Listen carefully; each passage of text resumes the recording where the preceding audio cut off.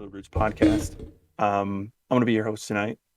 Tony is my name, and with me tonight, I have the pleasure of speaking with Speedy, or Marty is his first name. We've spoke before. Previous episode, we talked about the controversial video games and kind of just where that's led, more or less. Um, other than that, Marty, if you want to say your hellos. Hello, thank you United by Stripes again for having me. I'm really excited about getting on this and then talking about some stuff. Yeah, awesome. Like I said, super stoked that you're here. But yeah, so today we're essentially going to talk. We're going to talk about deployment, deployment, military history, in a sense of your career personally with the Marine Corps. Kind of dive into some other cool topics. But yeah, I think it's gonna be a good episode, and we're really excited for you to be here. So let's jump right into it. So I think let's start with this. So let's picture, when did you graduate high school? 2005. Okay, 2005. Man, I was 15. Right. I was a freshman in high school. But Um, I graduated in 2005, but I actually enlisted in 2001. so you enlisted as a freshman? Yeah, so they had, I don't know if the program still exists or if it was actually a real program or anything like that. What we were able to do was once 9/11 happened, that's the reason I wanted to go in. I wanted to join everything like that. And once that happened, I ended up going to the Marine Corps and recruiter, and I was like, "Hey, I want to join up." And they're like, "All right, son, bet." So within a month and a half, I was able to sign my paperwork and everything like that in 2001 or 2002, one of the two, and I was able to go through this program called the Pulley Program. So the Pulley Program is basically something to where it helps people who are going to basic training, and it gets them kind of the idea of what's going to happen when you go to basic, all the ranks and stuff like that. But I just never went to that. So early exposure, huh? Yeah, kind of early exposure. Yeah, but it was also too to make sure that you were fit, like in shape, when you went to boot camp. But yeah, so I enlisted, or I signed all my paperwork in 2001, and then graduated 05, and then Can went you to legally basic. do that if you're Yeah. not 18? Your parents have to sign for you, Okay. and which both they did. My mom did not like that, but you know, it is what it is. That's funny. So with me, my father, he served 13 years in the Army, 13B, and he it's funny, through high school. That was so. My birthday was it's coming up, actually. It's in on Sunday. So September 11th is my birthday. My golden birthday is 9/11 of all dates. Fuck. Yep. Really, really interesting day. Didn't become about me anymore, right? Yeah. Sad day. But just kidding. So that was when I was in fifth grade, I think it was 2011. I was 11 years old. Yeah, so fifth or sixth grade, okay. And I remember. So think about this. So our time in the Middle East uh, lasted such a long time. Mhm. So to the extent of when I got to high school, it's still going on, right? The conflict in Afghanistan and Iraq is still going on in the Middle East. And my dad, he served infantry. He was like, dude, um, and I told him I was interested in joining, and he's like, hell no, you're not doing that. You're absolutely not doing that. And I'm like, why? The military teaches you discipline, teaches you. There's good things it does teach you as far as character, but he was more concerned about the other things. There's things, you could get hearing loss, body damage to your body, your physical loss. Um, if you do get deployed, God, obviously the worst is, you're dying, but there's he was more concerned about the negative connotation than the positives. So he goes, now at that time they were talking about possibly drafting. Okay. Yeah. Now they Yeah. haven't drafted at that point since probably Vietnam is my guess. And he's like, if selective service, obviously you have to do at a certain age. He's like, dude, if you're getting drafted, I want you to march your ass right down to the recruiting office, and I want you to sign up for the furthest thing away from the battlefield you're gonna find. I'm like, oh God, okay. So, but he did not want me joining at all by myself. So, which is understandable because with him being infantry, he understands and he knows like what happens, whether it's either on the battlefield or just like the BS you have to go through, or whenever you get out of the service, there's no opportunities for you. There's no job opportunities. You got a couple things. You got the police force. You got contracted overseas. And you really not much. And you may do that, or you make a career out of it. Yeah, or you may have some kind of like agency reach out to you, or join an agency where you're doing like protecting people as they like walk into houses, or like personal security. There it is. Mm-hmm.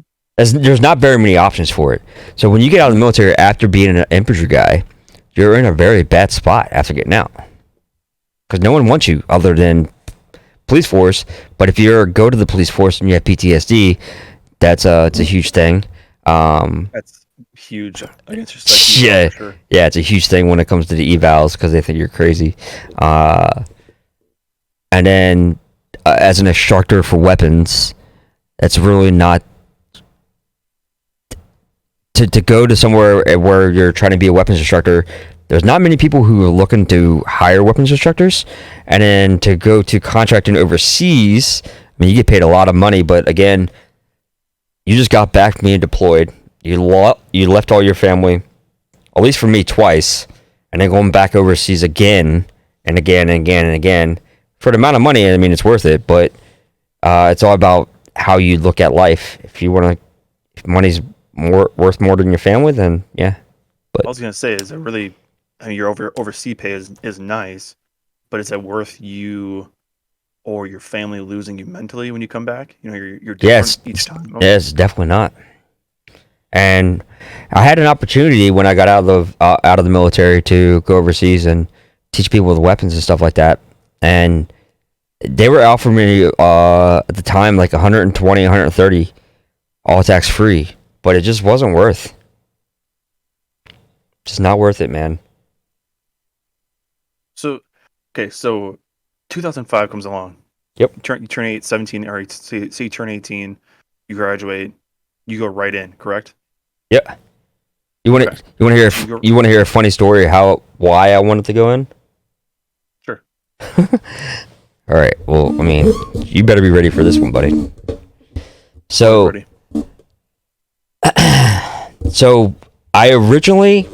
September 11th happened, right? Mm-hmm. I woke up, everything was fine, everything was normal. I smoked a bowl in my house. Okay. It only gets better, buddy. Trust me, I promise. Anyways, drove to school, smoked another couple bowls inside the parking lot at school. Went inside the homeroom. Everything was fine in the homeroom and everything like that. It's probably like 8:30. And then as we're getting ready to go to our first period, everything's fine. And then we're getting out of first period going to second. Someone comes up to me and they looked at me with like a dead ass face, like someone threw a plane into the Twin Towers. And I'm gonna be honest with you, I'd never even heard of the Twin Towers. The Twin Towers was never even a thing for me. I've never heard about like the Twin Towers in New York or anything like that. So I kind of laughed at it. I was like, "What do you mean someone?" That was a joke. Yeah. I was like, "What do you mean someone flew a plane into the Twin Towers?" And I'm like, "Yeah, the Twin Towers. They threw a fucking plane into it." And I was like, "What are you talking about, dude?" Because I honestly had zero clue about what the Twin Towers were. So as this happened, they come over to the loudspeakers and said, everyone go to their homeroom. And once I finally got back to my homeroom, that's when the second plane hit. And once the second plane hit, I was like, yep, that's it. And the next day, I went to talk to Marine recruiters and signed my papers 2 days later. Jesus, dude. I'm telling you, man, I had zero clue what the Twin Towers were. It was a lot of people. My dad watched it live, the second one. Yeah, I watched it. I watched the second one too. Yeah, it's crazy. It's weird. Every year during this time, they start airing documentaries. Yeah, I know. A bunch of things about 9/11, and I remember one parent of a child that was on one of the planes, like grown up, but like Yeah, the parent was like, I honestly can't watch these videos anymore because it's like watching my kid die every single time. yeah, it's insane. It's crazy to think. Yeah, dude. It really is crazy. Anyways, it's messed up. But like you said, like you probably weren't the only one. You see that happen. George W. Bush gets on TV and goes, "Hey, we've narrowed this down to a terrorist attack. We're going to unleash hell on the Middle East." Now, if you were to fast forward, probably, God, I don't even know how many years. I was definitely in high school. I remember this is kind of like fast forwarding. I remember in advanced comp in high school, there was a topic. It was a debate, and you had to write what am I thinking of? It's an essay, but you had to a persuasive essay. Oh my gosh! So you had to write a persuasive essay on a topic. My topic was that at that point, remember this is in high school, and the war in Iraq's going on for 2001. 6 years, 6, 7, 8, maybe Yeah. 6, 7, 8 years from then. My point was that whatever troops we have over there should bring them home. I felt it so because I was watching documentaries about these American soldiers who were just basically doing convoys for oil tankers. Like their purpose is not there anymore. You know what I mean? Like the purpose they went over there for is Well, from what we were told, like what the public was told. right. Yeah. So, right, exactly. So, um, my side was we need to bring them home. This is stupid. Okay, people are dying for literally no reason. We're hitting random IEDs. People are dying. It's stupid. It's so stupid. Mm-hmm. And my best friend, so very good friend of mine, he was on the other side of the fence. He's like, well, we should leave our troops there. I'm like, well, why do you say that? He goes, well, it keeps diplomacy there, and it keeps the peace. And I'm like, dude, of course. And he's also a Christian friend of mine. And I was like, dude, you also know that area of the world has been fighting each other for thousands of years. And you think a Western civilization and their diplomacy or their government is really going to keep the peace? Doubt that. I highly doubt that. There was multiple reports of locals in that area saying they don't want us there. It's causing more problems. Well, yeah. Now, again, you can speak more to that than I can, but that's just again things I've read. And me and him got not in an argument, but I'm like, dude. My dad goes, yeah, that's the what do you say? Of course, it's coming from a kid that wouldn't fucking sign a piece of paper to risk his own life to do that. You know what I mean? Yeah. It's always the people that have these very harsh opinions, and they're very opinionated, but they're also the same people that won't risk their life for someone else. Well, it's also too the people who just don't understand their culture. I think that's a huge thing when it comes to either war in Iraq or Afghanistan or anywhere in general. To be honest with you, I will say, yeah, there are times that they don't want us there because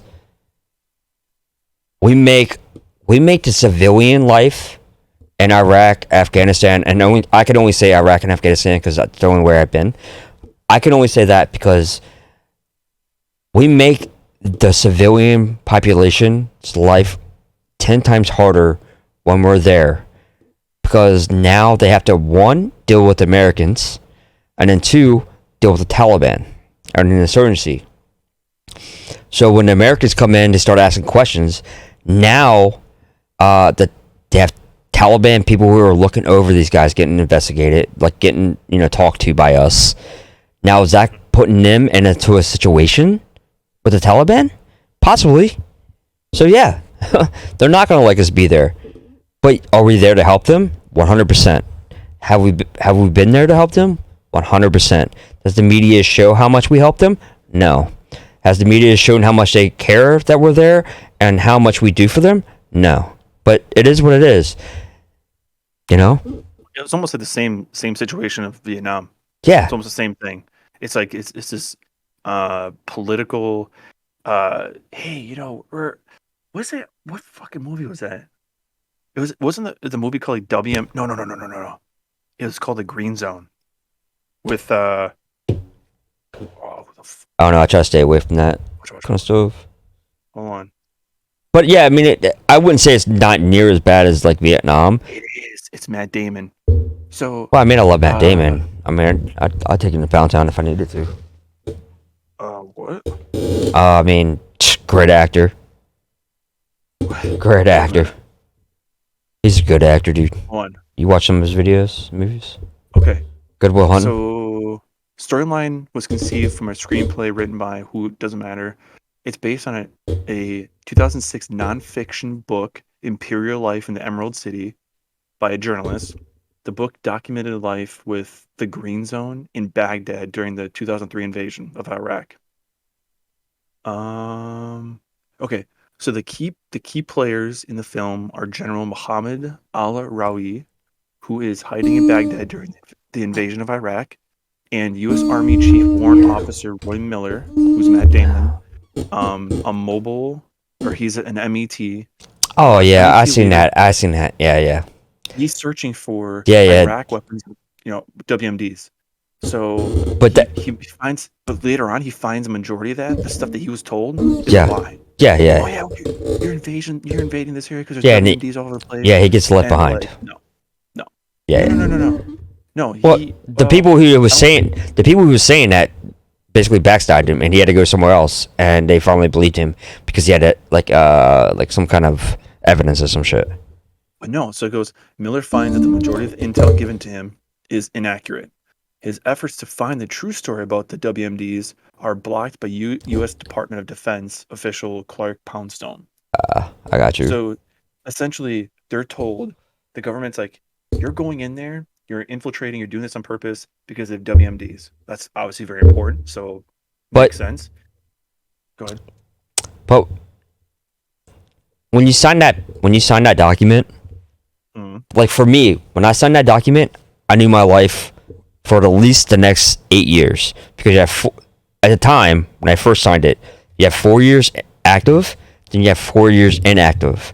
What that means is you have to serve your 4 years on active duty, and then after your 4 years active duty, you have inactive duty, which means at any point in time, if we go to war, they have to call you up, or they do call you up, or whatever, you have to show up. Mm-hmm. So you're technically, when you sign that document saying, I'm wanting to join the military and everything like that, you're literally signing an 8-year contract. And a lot of people don't understand that.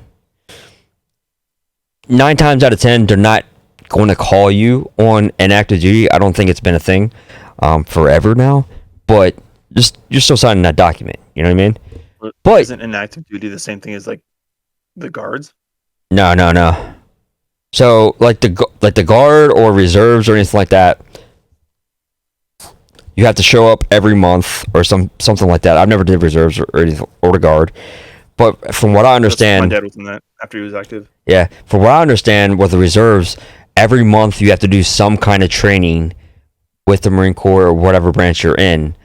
But with inactive duty, you could be out for 4 years and not have anything to do with the Marine Corps, not have anything to do with any kind of branch, anything like that. You go to work, do your normal thing, normal life. You're basically out of the Marine Corps or whatever branch it is. You're basically out. But if something was to pop off and they need bodies now, and we go to like World War III, they can call you up and be like, "Yep, you're coming now." And be like, "Well, I got out 4 years ago. Well, here's your inactive duty service, buddy. Let's go." But to So, caveat off that real quick, to talk about what you were talking about before, when you sign that paperwork, you don't have that time to ask that questions. You're not really there to. no, I agree. I agree. You're not really there to question your leadership. And unfortunately, with in that like movies and stuff like that, they have that ability and they do all this stuff. Like you do, you do.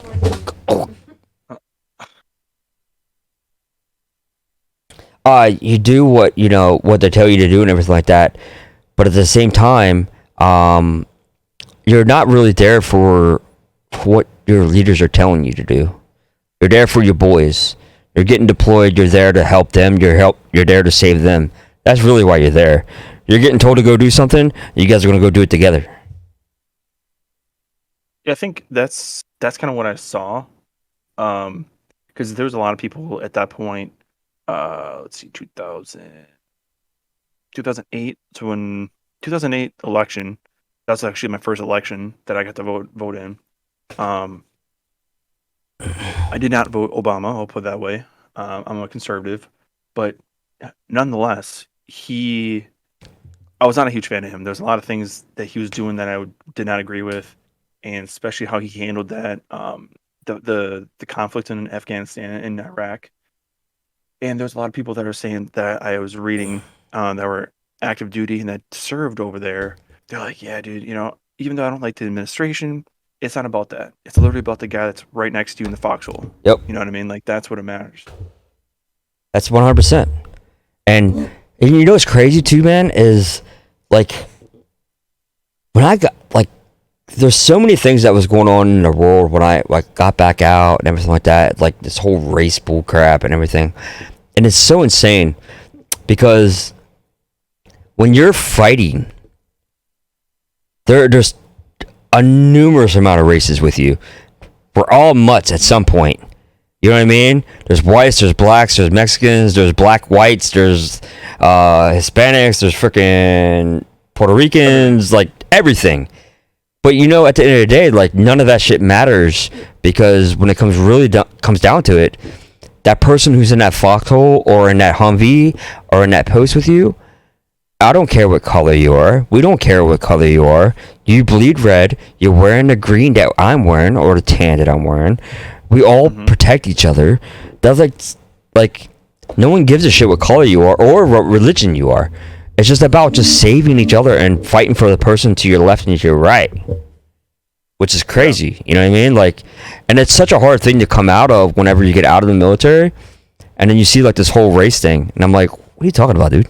What the fuck race? What the fuck? What are you talking about race for? Races shouldn't be an issue. But some people feel like that, and some people don't feel like that. Not every human being is the same, right? Well, let's backtrack. Let's backtrack. Okay. We can go years on that. Okay. So, 18-year-old Marty. Yep.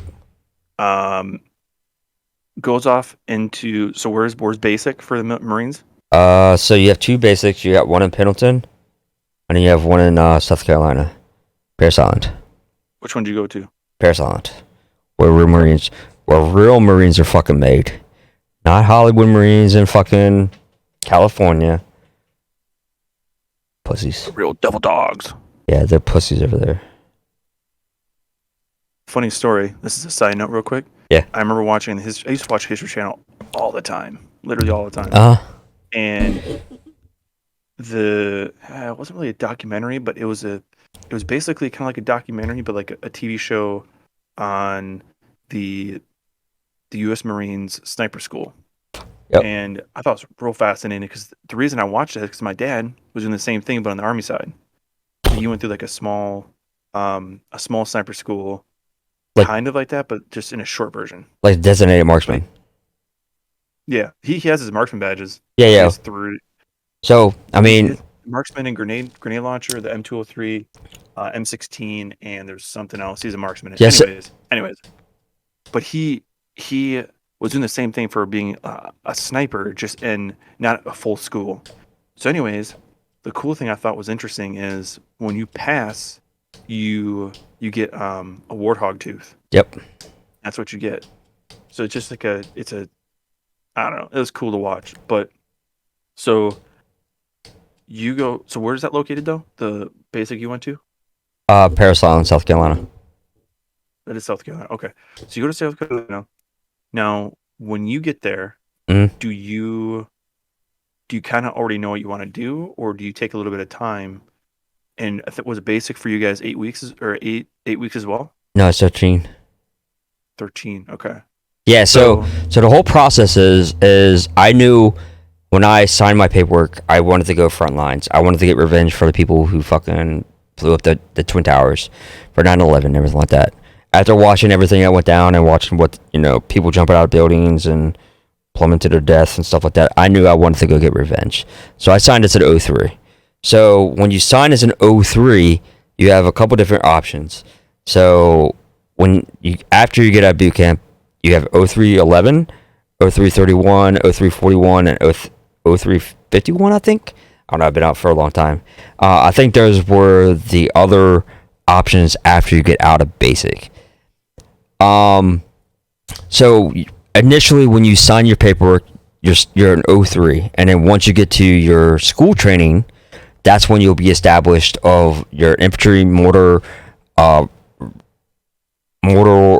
and assault. Like, fuck, man. I forget what it is. But anyways, so you go to boot camp as an 03. And then once you go to your MOS training, that's when you'll be established of what you're actually going to be doing once you get to the fleet. Okay. So when did you decide what? Okay, you did decide right off the bat. Okay. So you decided you want to be infantry right off the rip. Yep. Okay, so your 13 weeks end. What happens right after that?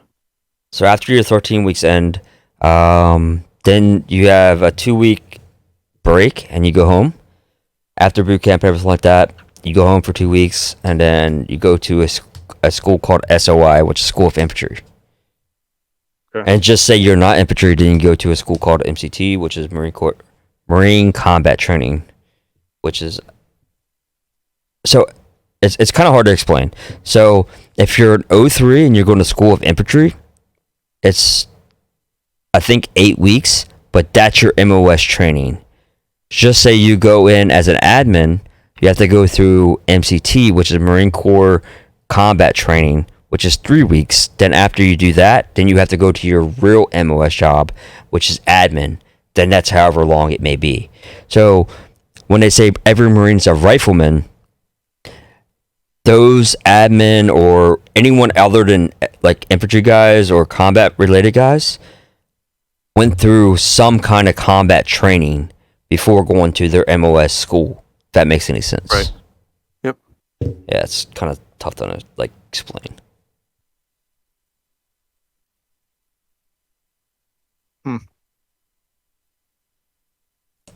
Yeah, I wonder. Yeah, I think it's interesting, like just the different branches and just how they structure things. Did you ever get involved in the hey, you're in the army, you're dumb. Did you ever get into the kind of like the branch wars per se? I think everyone gets into branch wars. Regardless of what branch you're in. You could be Air Force, you could be National Guard, you could be whatever. And you could talk craziness, amongst each other.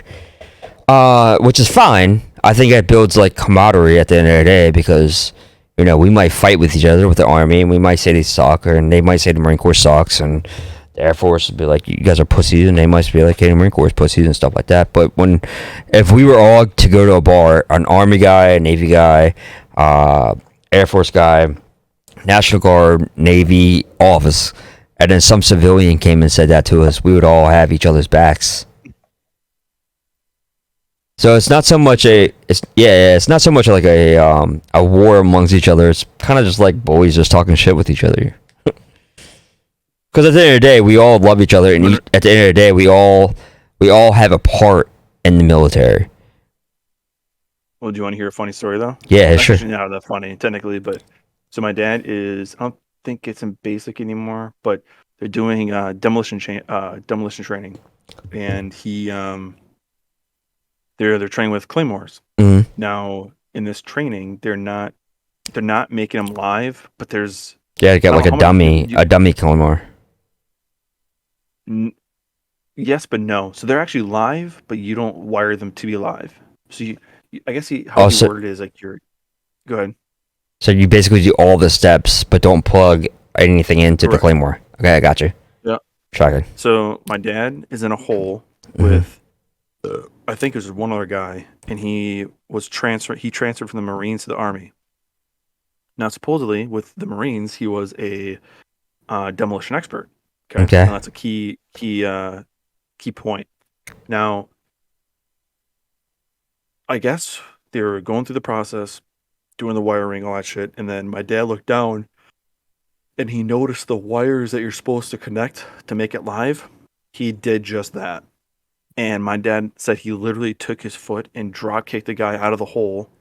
And he looked down and the shit should have went off, but it didn't.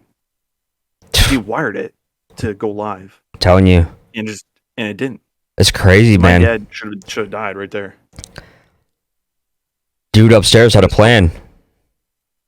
seriously, I wouldn't be here if that was the case. There was a time where I was in weapons training battalion in like it was like 2012, 2011 maybe. Me and my buddy just got back from we were drinking the beat ups. Like we were shit faced. And this gunny came up into me and we were in like civilian attire, everything like that. Not in uniform. Like, yo, you guys need to come out with us right now. And we're like, and at the time I was a sergeant and the other guy was also a sergeant. I'm like, what the fuck? And he was like, you need to come with me right now. So obviously we just got in the truck with him and he drove us out to a location where they were doing EOD, like explosive ordnance. Yep. And apparently the EOD guys were doing some kind of room breaching. And one guy tried to put the actual C4 on the door, but ended up hitting the C4 that was on his body. So the C4 they had rigged up on the door wasn't attached with all the wires or whatever they do. Because I'm not EOD, obviously. So I don't know this whole how it works.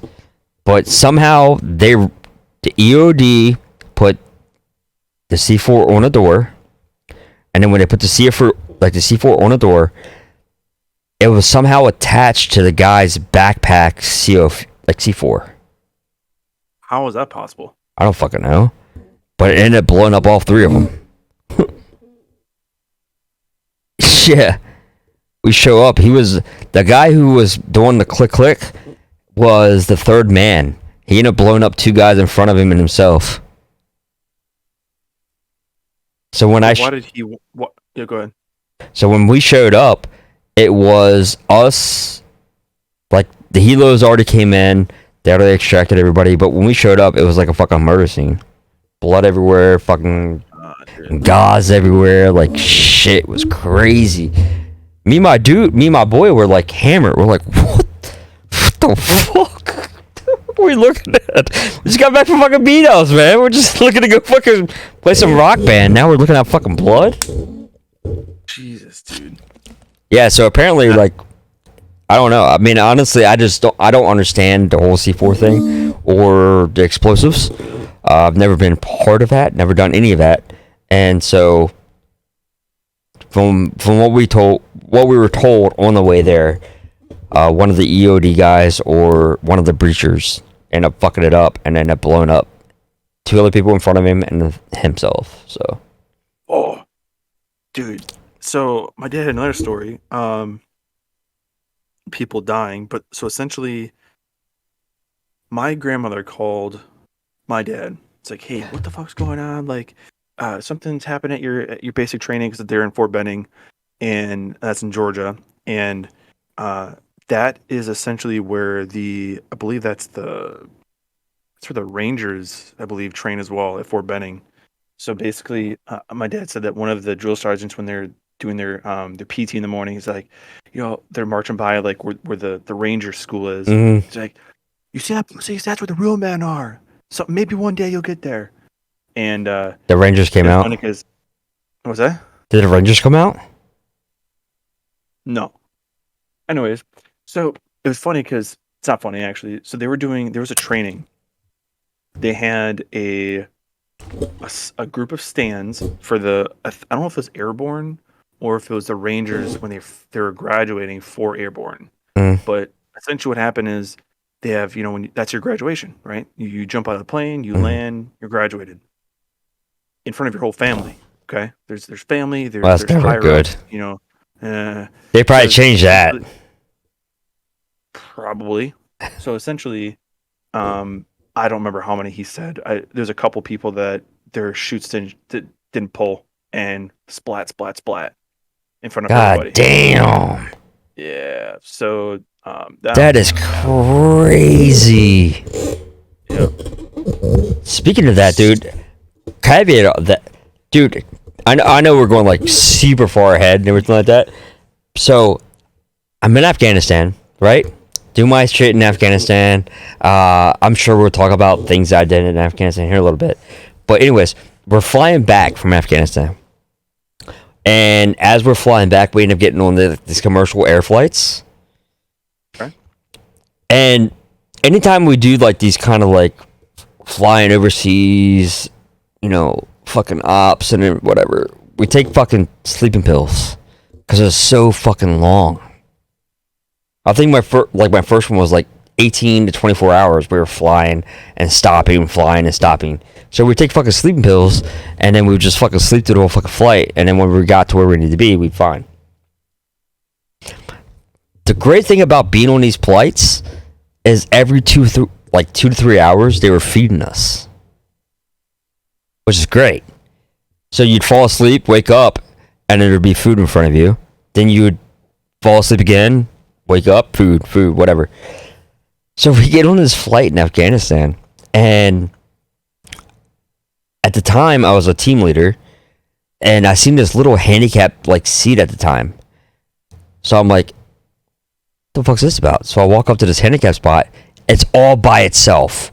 There's no one beside me, not to my left, not to my right. I got tons of room in front of me, nothing. Just so you guys know, for YouTube, there wasn't anyone handicapped on our plane. It was all Marines and everything like that. There was no handicapped people. It was just all Marines coming from Afghanistan. So they know this is also published on Spotify. Yeah, same thing with Spotify. So I grabbed this seat, dude. I popped 4 fucking Tylenol PMs. I'm racked the fuck out, dude. Snoring, I wake up, there's chicken in front of me. I'm like, bet, dude, chicken. So I go to eat this chicken, but I didn't have the right utensils to cut my chicken all the way. When you cut chicken, there's always a piece and there's a slimy piece or a stringy piece off of that. Like a tendon or something? Yeah. But then there's something a small piece attached to that tendon. Mm-hmm. You're like, well, if I choose this big piece over here and swallow that, the tendon, everything will go down. And you have something to wash it down, like water or Coke or something. Yeah. Well, that was my mindset. And guess what? What? I started fucking choking.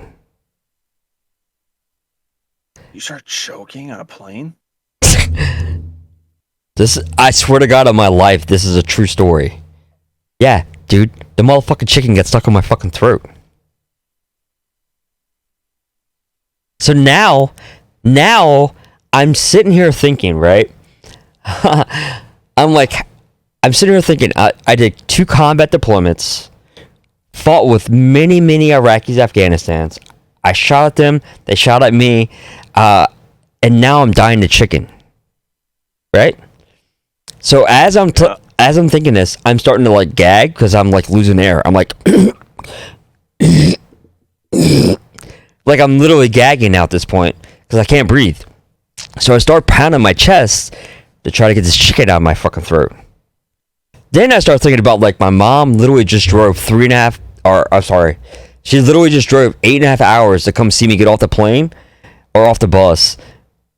But she's gonna see me get carried out of a fucking like body bag because I died the chicken on a plane.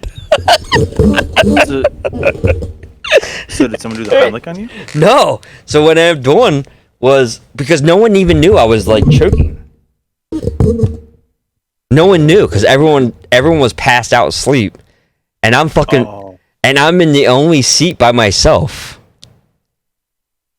Oh my god, dude. So then I start pounding my chest, and then I start like rocking myself as hard as I can against the chair, and I finally got it up. Dude, someone probably woke up, looked at you, like, oh, it's the handicapped guy, and went back to sleep. I mean, they wouldn't do that because they know I'd fuck them up. Not you're losing the battle of chicken, so I doubt that. They didn't know that. Well, they would have found out some way. Well, now they will, but they didn't know that. They probably still don't know us today. I never told anybody. Except family. There's a good reason why you shouldn't have told anybody. Yeah, now I'm fucked. My whole reputation's screwed. Too late. Marine Corps veteran almost died on the fucking plane flying back from Afghanistan. Did survive 2 combat deployments and almost died to chicken. Go figure. That's why you don't go to the Marine Corps. That's going to the Army. That'd be like a commercial shit right there, yo. All right. So, at what point? Okay. So where did we leave off? So your basic training was done after 13 weeks. Then what? Say again. Sorry. Okay. So your basic training's done. 13 weeks. Uh huh. I don't remember what happened. So then, what happens after you got out of basic? Did you get deployed right away? No. So after you get out of basic, you go to a school of infantry, SOI, and then once you finish SOI, which is so infantry people who go to that school, that's their MOS school. People who are not infantry go through a school called MCT, which gives them all the combat training they will need. And then they go to their official school, admin, pilots, whatever the fuck it is, whatever their MOS is after that. What'd you go to then? SOI. Okay. I believe I was there for 8 weeks. Okay. I actually don't remember how long my schooling was, but I think it was 8 weeks, and then from there I graduated SOI in 05, and then went to 1st Battalion 6th Marines, which is in Lejeune, December of 05. So once you went to Lejeune, yep. Then at what point did you get deployed then? September. Your first deployment. You know what's crazy? Your birthday I deployed. 06. Really? I deployed September 11th, 2006. To Iraq. Wow. I was only 16. How old were you when you deployed?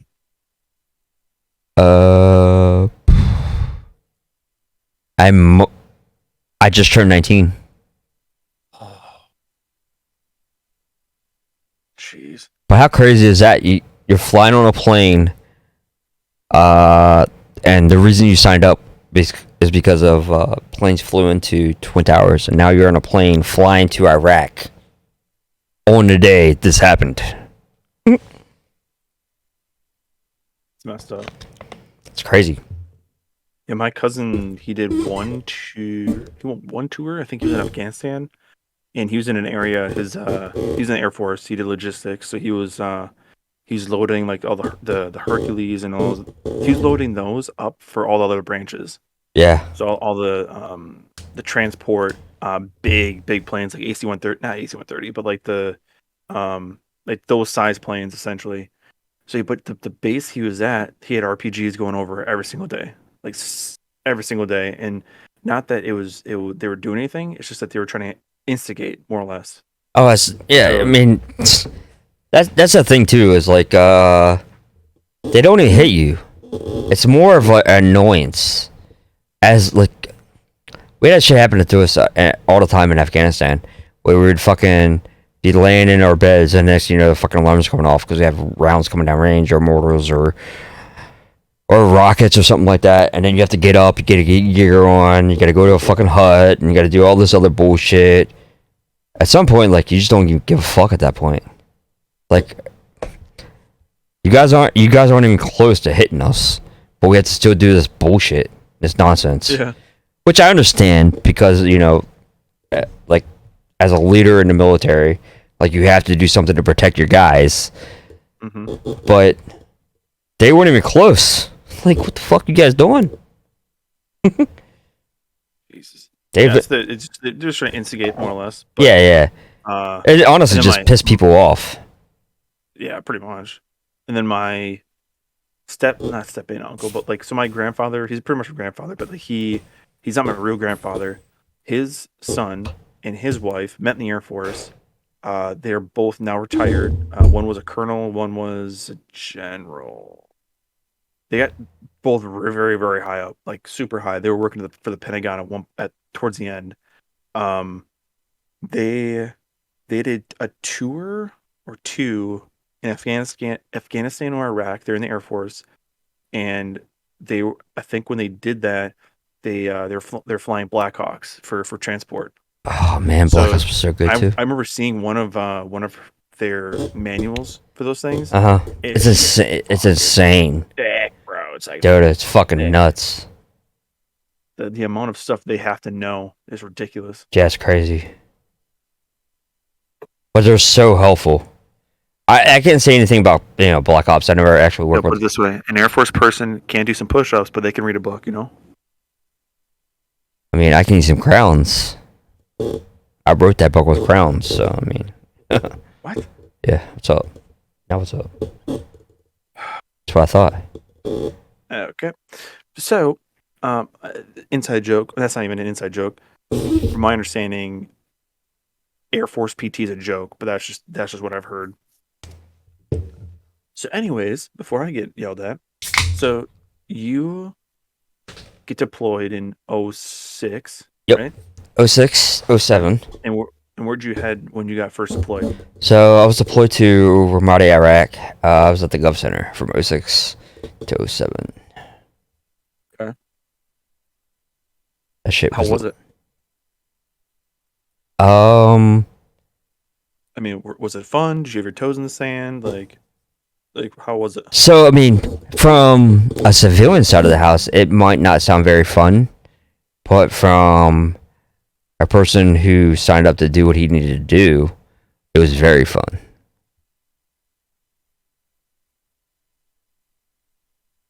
Could you elaborate? Yeah.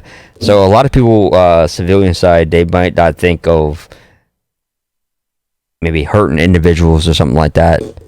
But signing up to do what I wanted to do, you got to do it. Got to do it, yeah. So that part's fun. So, but theoretically speaking, you send some jihads to meet Allah, per se. Oh yeah, I arranged a meeting. Okay, that's all you got to say. All right. But I will say this though. All the attacks and everything I did, they always engaged first. It wasn't us. Oh, yeah.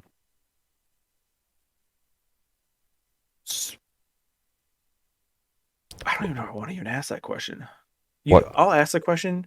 You let me know if you don't want to answer, and that's totally fine. Okay. So when you arrange the meeting, per se, what, for the first time, what did you realize what you did? Did you ponder more on that maybe after the fact, after like say your heart rate slows down, you're at the barracks or you're somewhere and you're just relaxing, kind of like when you start to slow down, is that when you start thinking about it? Like what is that process like?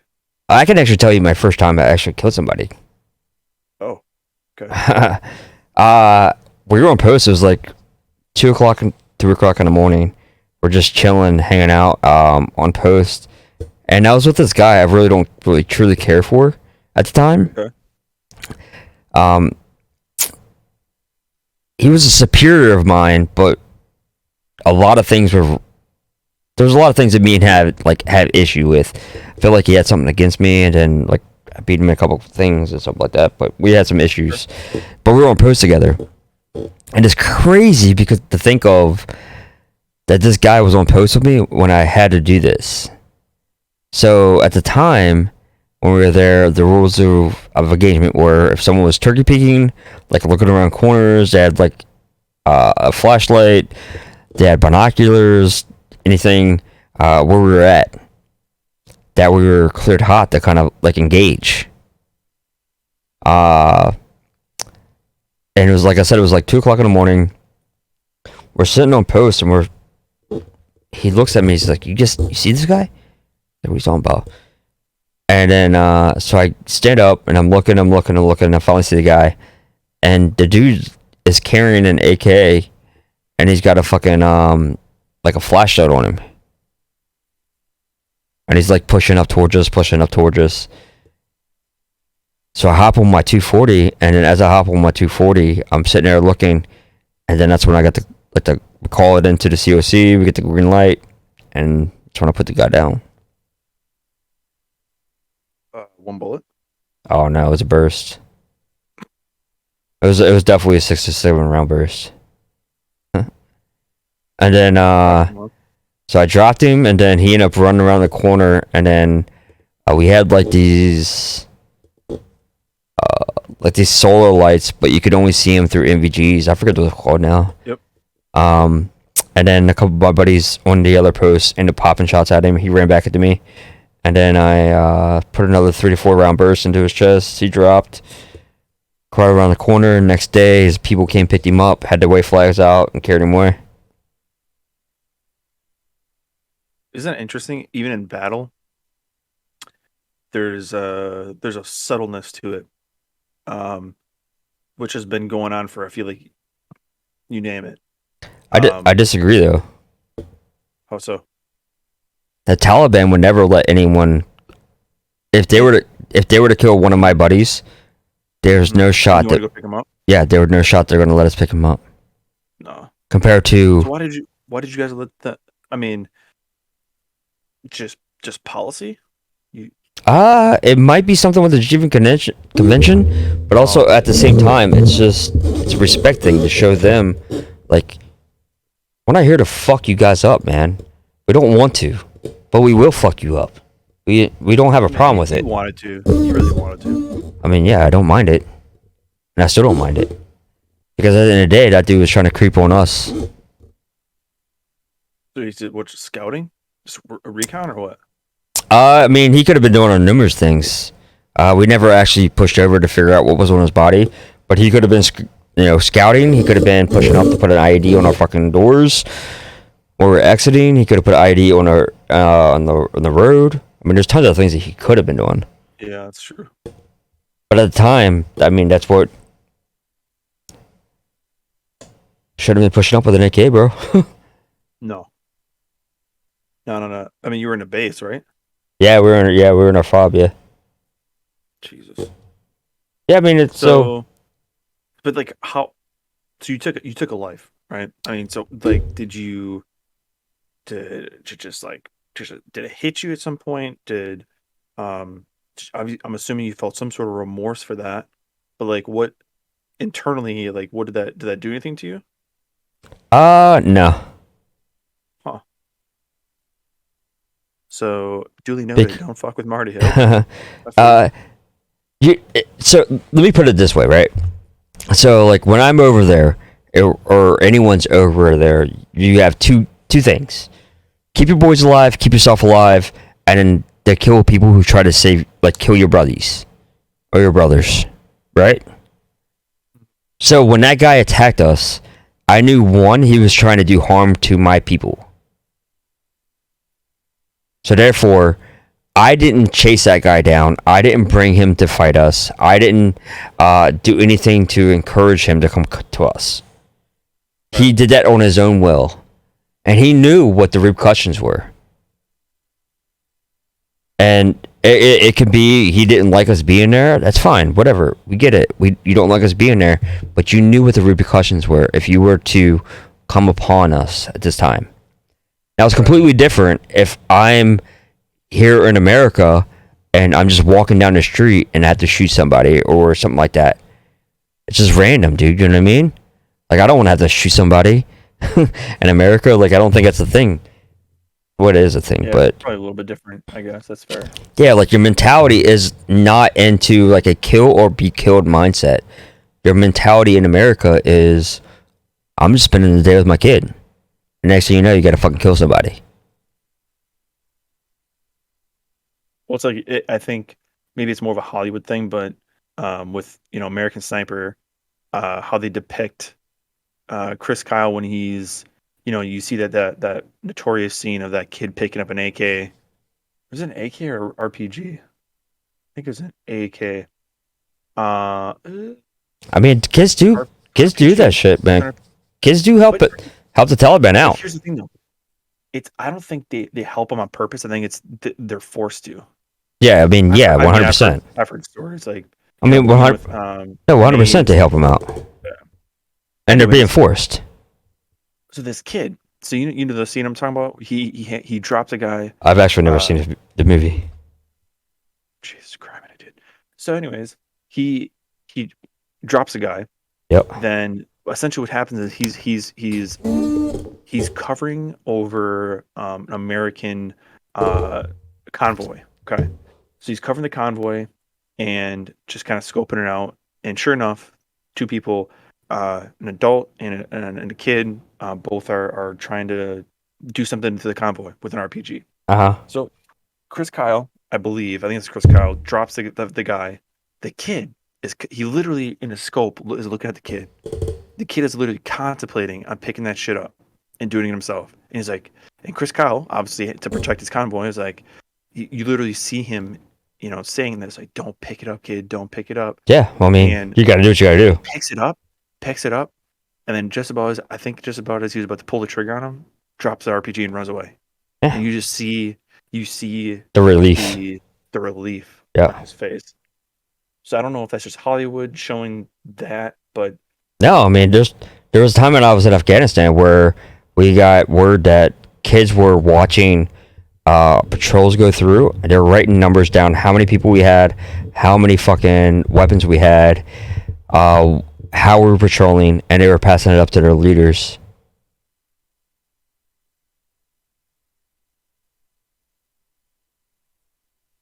Yeah. It's just messed up, man. It just gives you the feel of Vietnam. Booby traps. Oh yeah, 100%. The civilians, for example, the Viet Cong and the civilians at that time in the 70s, 60s, and 70s in Vietnam, you couldn't tell them apart. Not at all. Same thing. You fast forward to early 2000s with Middle East. Same thing. You can't tell who jihad is and civilian is. You just can't tell. That's right. So these people are getting these encounters where it's like, hey, I'm trying to help out a civilian because that's just the American thing to do, realistically, and end up getting blown up because it's a chick that is helping out the jihad. You know what I mean? So it's just like it's a tough warfare to be in instead of like World War II where you have your fronts. You have these two fronts that are fighting each other and there's a yep.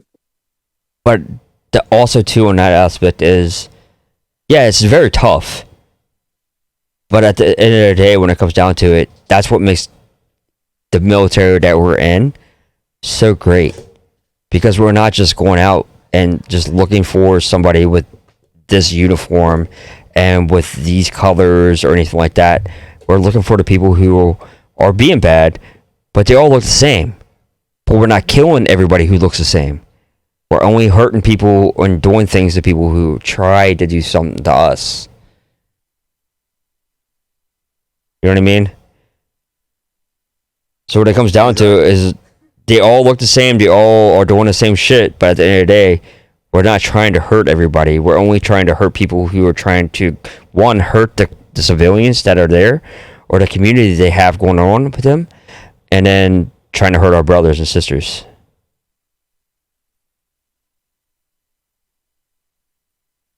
Yeah, it's crazy how it feels like I can't say it feels like it appears that there's so much discretion because like you have not so much just like should I be calling this in before I pull the trigger? Do I have time to do that? Do I just do it to because I feel as though I need to protect my unit? No. Um, I'd rather be six. So this is the thing that we say. I'd rather be carried by 6 than judged by 12. And so carried by 6 meaning you're dead in a box and 6 people are carrying you to your grave, or are you willing to be judged by 12 people or anybody else in the world? So I'd rather pull the trigger, and then yeah, if I'm into a situation, and then be judged by whoever, then be dead because of it. yeah, absolutely. Yeah, instead of getting an article, you might as well just do it. Yeah. Yeah, I feel you. I mean, very fortunately, I was never put into a situation where I had to like make that call. I was always engaged first, and then I engaged back.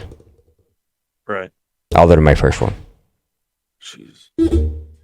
So, I guess seeing you've already been talking for an hour, which is crazy. I feel like we talked for hours and hours.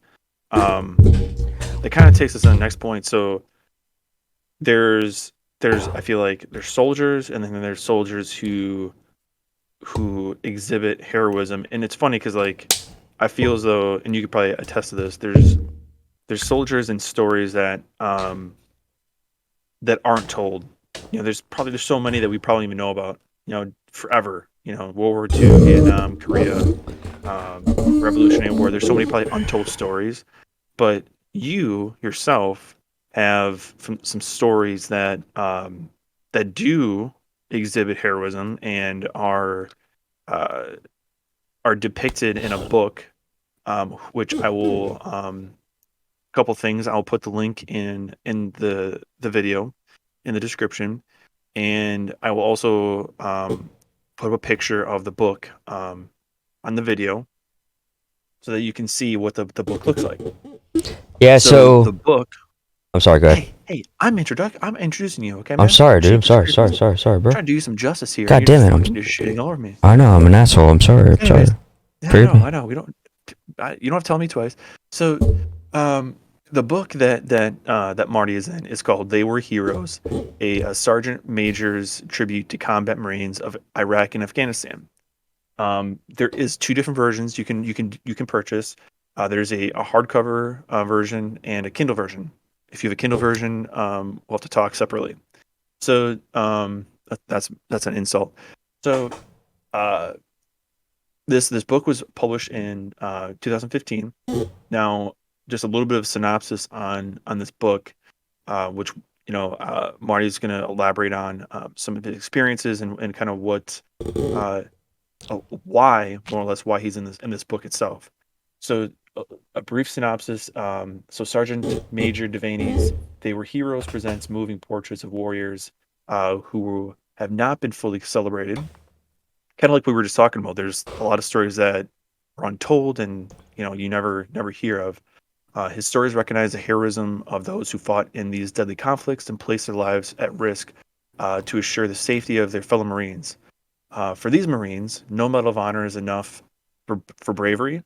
Nonetheless, though not his main purpose, Devaney calls attention to the practice of awarding medals itself, that often these warriors received awards that were below what their deeds merited. No less disturbing is the revelation that medals were often awarded by rank and not always by action. The lives presented in Devaney's book call attention to the fact that many heroes of these deadly conflicts have gone unrecognized. So, where do we start? So, if people want to fast track in the book to see your experience and to see your stories, what page would they start on, or chapter, I should say? They gotta buy it. Well, I don't think someone can read. Oh my god! I literally just fucked you up. You should have seen your face when I said that. Oh my god. To be honest with you, I don't on it like I don't know the page numbers, but I can find out. Give me 1 second. Let me text my wife. Mm-hmm. So while he's texting his wife, But here I can explain. I can explain what the book's about, if you would like. Yeah, go ahead. I mean, So- elaborate it as much as you want. Yeah. So this book is basically a bunch of stories that are legit, true, 100% stories about things that people have done in Iraq and Afghanistan. From going from Marines to Army to Navy to Air Force to any of the branches. Yeah. And the whole thing about this book is you hear a lot of people talk about Dakota Meyer, which is a Medal of Honor winner right now. He's done a crazy shit while he was over there. But there's also tons of people who have done things like that, just never been heard of. So this book is to give the American people an idea of what other people are doing, other servicemen and women are doing, but have never been heard, have never been told, never been recognized on any kind of level. And that's what this book's about. So just to stop you there, does he ever fact check? Like, I mean, how does he know these stories per se are true?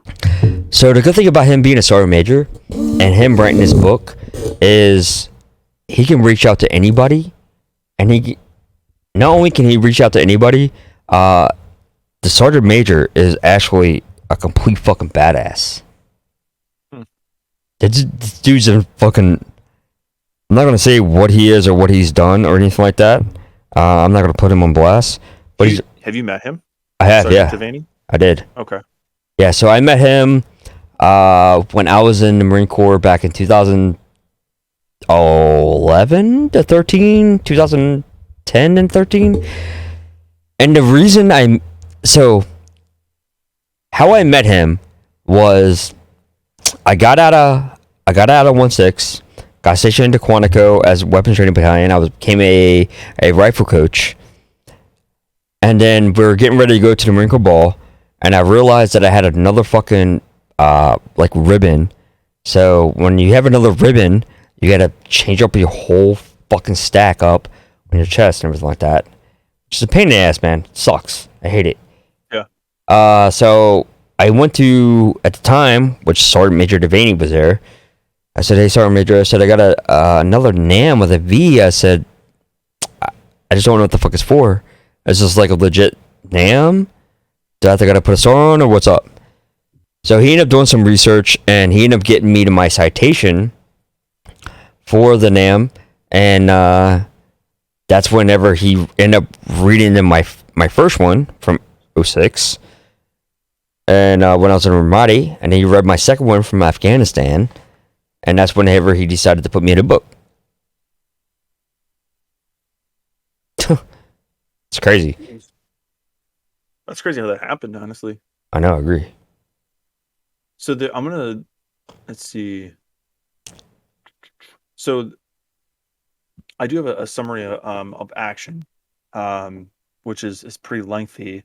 I was able to get that information by someone that has the information.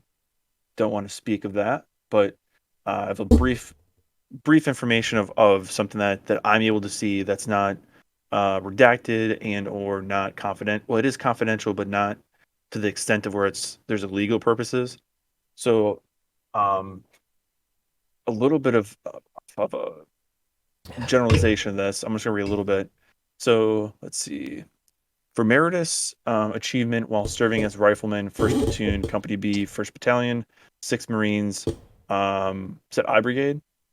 That's 1st Brigade, I Brigade, combat team. I can just give it like a rundown if you want me to. Do it. Okay. Yeah. You got the information from me. So when I was in Iraq, we got fucking B-bit IED'd by a fucking dump truck. If you want to leave like the whole story, man, I'm all about like doing another podcast. If you guys want like a legit breakdown of why I'm in the book, exactly why I'm in the book, I can explain all of this in detail, from top to finish. I can go through both details and both like chapters. But basically, what it came down to was vehicle borne in ID came in, blew up, and as it blew up, we got hit by multiple IEDs, and then not multiple IEDs, multiple RPGs, excuse me, and multiple RPGs. And when that happened, and mortars, when that happened, it closed in one buddy's lungs, and then we had to get him to fucking to the hospital. Obviously, a lot more went into that story, and the reason I'm in the book is a lot more goes into it. But Jeez. So, how? I know we're kind of running out of time, but how do you feel? Yeah. Well, first question is, so you saved someone's life essentially, right? yeah, How do you feel as though that your obviously I kind of know you already, but I this is kind of a stupid question, but I presume you weren't looking for any recognition for that. You were just doing your job. You were doing what you felt as though you needed to do for your team and your men, correct? yeah, 100%. Like what when something like that happens, and it's something that needs to happen with like one of your fellow like brothers, there's no time to think. It's just you just got to go. You just got to do whatever you have to do, and if you die in the process, you just die in the process. But at the end of the day, like you try to do whatever you could for whoever it was. But there's no recognition. I don't think I did anything above and beyond, to be honest with you. Some people may disagree with me, and they may say that you did and didn't, or whatever the fuck it is. Yeah, I don't know. But me personally, I don't think I did anything that I shouldn't have done. You I feel like so you essentially feel as though you were not a hero. agreed. Yeah, yeah. I don't think I'm a hero. I don't think I just did what I had to do. Mm-hmm. Mm-hmm. So, and But that's cool though. I mean, it again, it just shows that like you're thinking above you. You weren't thinking about yourself. I Um, didn't. Here's another funny thing too, is I got a NAM, so a Navy Achievement Medal, without a V. So a V is for Valor. A okay. NAM, a NAM is for someone who like does like tours for tots. There was a person who in Marty, Iraq, where I was at. They made 6,000 PB like peanut butter and jelly sandwiches. They got a NAM for. What I I mean, Yeah, so they got a name for that. And then what I did, I got a name for. So, but and like for me personally, I don't care about ribbons. I don't care about fucking the uniform. I don't care about fucking stacks. I don't care about who you are or what you've been through or anything like that. I don't care about any of that. So whenever they're like, you got a name, and I was like, all right, bet, whatever. That's just another fucking ribbon I gotta put on my fucking chest. It's gonna cost me fucking money. I gotta spend money, then I gotta do all this time to line this shit up. Like, I don't give a fuck. more of a hassle. Yeah, I don't give a fuck. Give a fuck. My buddy's alive. He's thriving right now. He's got 2 kids.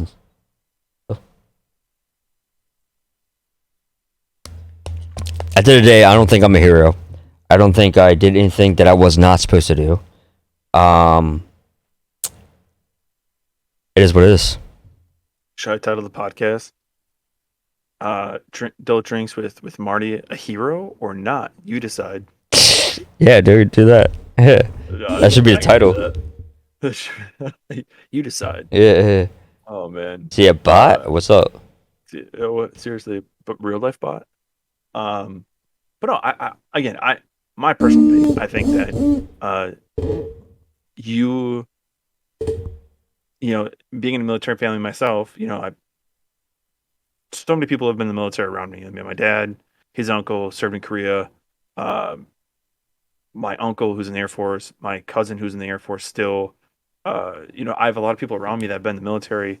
So, like, in my opinion, I feel as though you are a hero, but not so much where it's like a glorified hero, but someone that did his duty and did what he needed to do and was supposed to do and what was expected of him to do, but also did something extra that was heroic. Well, I mean, That's how I see it. I think I think I have to agree with you, but and that's what the book's about, though. Is there's Mhm. people who've gone above and beyond um, to do things, and but their normal society doesn't see, and that's what the book's about. Is to show people that when you're sleeping at night, these people are out there doing amazing things to help individuals, whether it's their own buddies or other people in Iraq and Afghanistan, to save them, and they just don't know about it. And that's what the book's about. And you can purchase the book on Amazon. Again, I'll put the link in the description. Again, there's a Kindle version or there's a hardcover version as well. So if you do want to check it out, I highly recommend that. So definitely pick one up if you can, so you can read multiple stories, but based on valor and heroism, not just about Marty, but other individuals who kind of like what we said, have stories that were untold but now are told. True. So definitely recommend picking the book up, rather whatever version is most comfortable for you. Um, so I would say we could end on there, and then I think in another episode we could definitely spend that time speaking details on their heroes and your heroic acts, if that's something you'd want to do. Of course. Yeah, as long as the people want to hear it. I don't care if they don't want to hear it; they're gonna hear it. Okay, I'm about it, they're bro. gonna hear it. I'm about it. All right. So I think we're gonna close it out. Um, so essentially, and until next time, just find your roots. Find your roots and dig it, no matter what that is, digitally, uh, something, your interests, find what that is, find that root of something that you enjoy and dig it.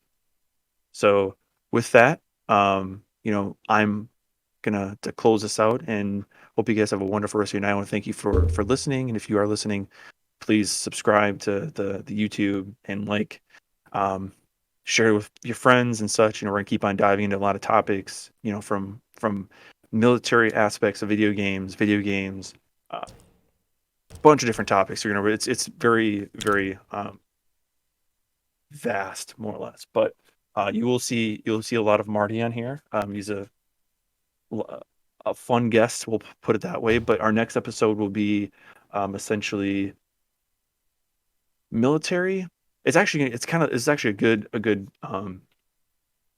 good intro to what we're going to talk about next week, and or maybe not next week, but like I'm trying to think when I'm going to publish it per se. But so we're going to record essentially on military and video games and kind of the cohesive relationship between them two and the positives and negatives.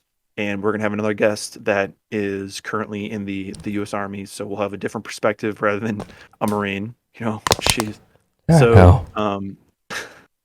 so we'll have a little bit of different perspective, which is cool, but nonetheless, military folk in general. So, um, Marty, any closing words? I appreciate everybody who's stopping by, hanging out, man. If you do have any kind of questions, man, please put them in the comments. We'll answer out. Again, I'm an open book. I'll answer any questions anyone may have, as I'm sure as well as Prime. So, therefore, put all your questions in the comments. I swear to God, we'll answer every single one of them. And then we'll hope to see you next time. Name's Tony, by the way. You know that. Okay, well, I call you Prime. And I know. yeah, okay, fine. Tony. So, anyways, with that, again, till next time, find your roots and dig it. I'm out.